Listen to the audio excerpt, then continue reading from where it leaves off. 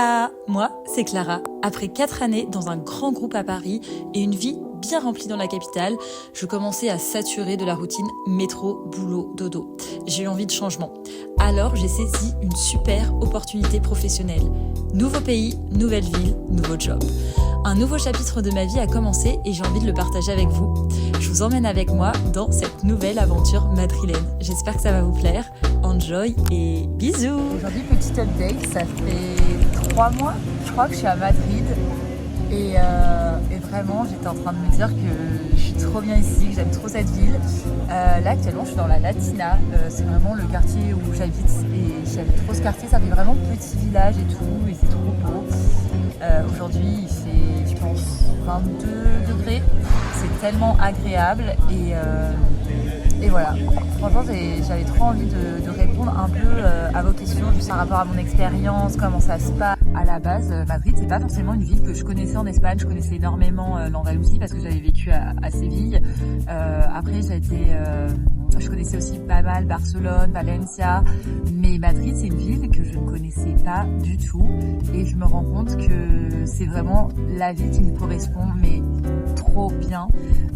Franchement ça fait très village, j'adore l'ambiance etc, mais en même temps y a tous les bénéfices d'une capitale, mais pas comme Paris, vous voyez, avec quand même une ambiance beaucoup plus tranquille, les gens sont trop sympas, enfin vous voyez là j'ai l'impression d'être dans un petit village en Espagne quoi, alors que je suis dans une capitale. Là je suis dans le quartier de la Latina actuellement et c'est le quartier où je vis et vraiment j'aime énormément ce quartier. C'est vrai que avant de venir à Madrid, j'étais vraiment dans un mood de oui, je veux venir vivre à la Latina.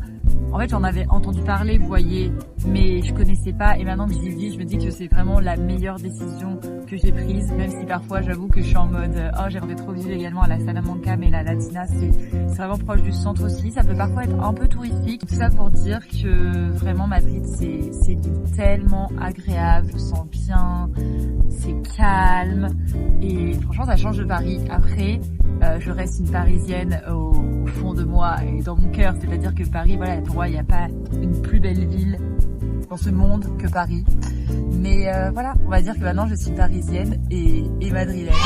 Je me suis dit que ça serait sympa de commencer à faire un peu des vlogs sur mon expérience parce que je sais qu'il y a beaucoup de personnes que ça intéresse et qui peut-être n'osent pas franchir le cap, et je pense que moi aussi j'ai fait partie de ces personnes parce que forcément on a nos vies, on a notre famille, notre travail, on s'enracine dans un quotidien et ça peut vite paraître assez compliqué de tout quitter, mais vraiment ça vaut tellement le coup.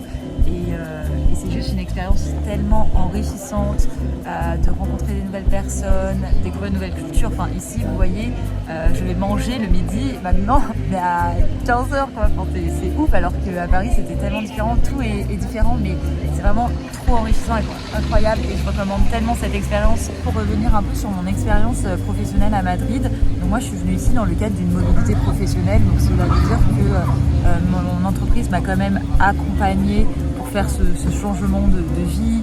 Enfin c'est vrai que c'était beaucoup plus on va dire confort pour moi, puisque forcément l'entreprise m'a payé déjà 1 mois de Airbnb, j'avais une agence qui m'a accompagnée pour la recherche d'appartements.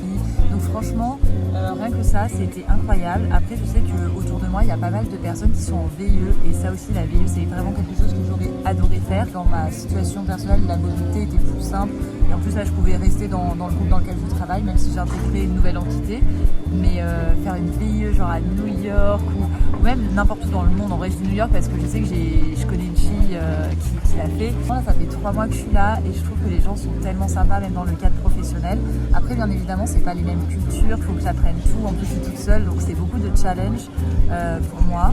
Vraiment, c'est quelque chose qui me fait vraiment sortir de ma zone de confort. Mais en même temps, vous voyez, je pense que j'avais besoin de ça.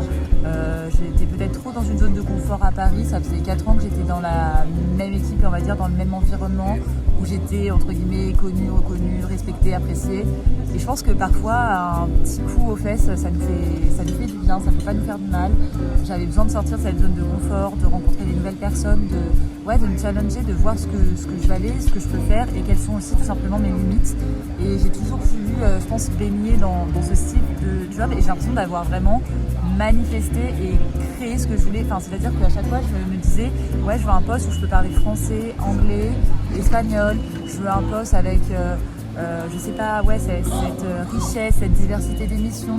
Et finalement, c'est ce que j'ai eu ici et c'est ce qu'ils m'ont proposé. Et c'est trop drôle parce que vraiment, quand j'étais à Paris, je me disais que je bougerais pas tant que j'aurais pas trouvé cette espèce idéale de ouais, je veux travailler toujours dans mon secteur d'activité, mais à l'international, mais en Espagne. Et vraiment, quand j'ai eu cette opportunité pour Madrid, je me suis dit OK, let's go. c'est tout ce que je veux depuis des mois, c'est tout ce que je disais, ce que je décrivais. Et vraiment, c'est pour ça que j'ai saisi cette opportunité. Le passé, c'est que déjà, le premier mois, quand je suis arrivée, c'était vraiment une espèce de chasse à l'appartement. C'est-à-dire que je passais mes journées sur Idealista, qui est un peu le logiciel similaire qu'on aurait chez nous à se loger.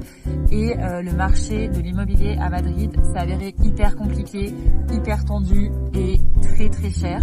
Et je m'attendais pas du tout à ça. Je pensais que j'allais venir vivre ici, que j'allais payer un loyer moins cher que Paris et que j'allais avoir un logement beaucoup plus grand. Ce n'est pas le cas, ce n'est pas du tout la réalité du marché. Comme à Paris, si vous voulez un grand logement, va falloir s'éloigner, chose que je voulais pas. Moi, je voulais vraiment être dans le centre de Madrid pour avoir une superbe expérience. Et voilà, fallait faire des choix. J'ai fait des choix et franchement pour l'instant je ne les regrette pas.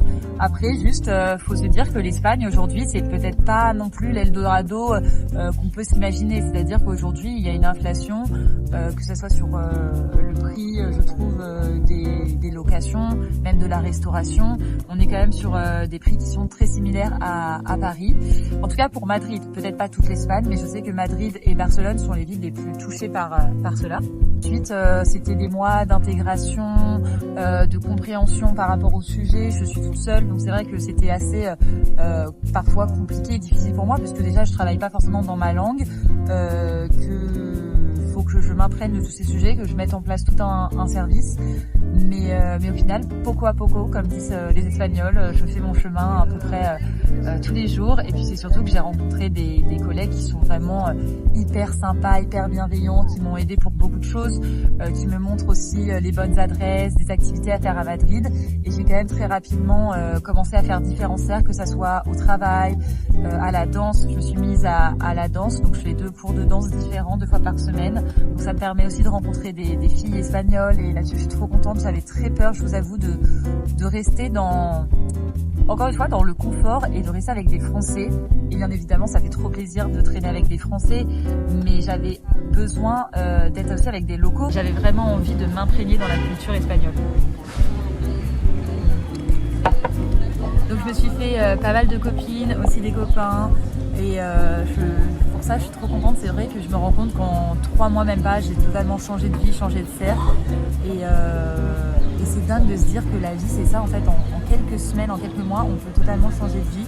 Et cette expérience en fait ça me donne encore plus envie de voyager et d'aller vivre aussi ailleurs. Et en même temps je suis trop bien ici, donc on verra ce que l'avenir me réserve.